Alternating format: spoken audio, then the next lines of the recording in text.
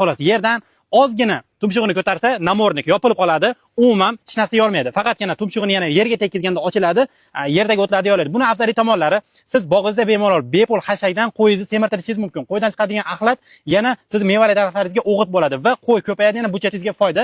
Har xil dorilar tepib yurmaysiz, bu yerdagi o'tlarni yo'qotish uchun. Turgan bitgani sizlarga foyda bo'lar ekan. O'zimiz O'zbekistonga kirib kelgan bu narsani bemalol arzon narxda xarid qilishingiz mumkin. Bu yerda ko'rib turgan bo'lsanglar, uzum bog' uchun xarid qilingan.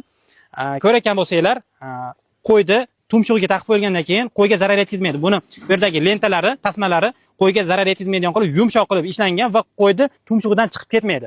Va suv ichishlari ham udobniy bo'ladi, suvni ham bemalol icha olar ekan. Temirga e'tibor beringlar. Bu shustrik qo'ylar tumshug'ini ko'targanda yana qaytib tushib qoladi, yana og'irlashtirish uchun mana shuni o'ylab topishgan. Va istalgan turdagi katta kichik qo'ylarga buni bemalol bu yerdan ligirovka qilib moslashtirishingiz mumkin. Sizlarga Instagramlarini va telefon raqamlarini pastda qoldiramiz. Bemalol aloqaga chiqib, O'zbekiston, Tojikiston, Qirg'iziston davlatlariga ham bemalol aloqaga chiqishingiz mumkin va olib sotishga ham berishadi.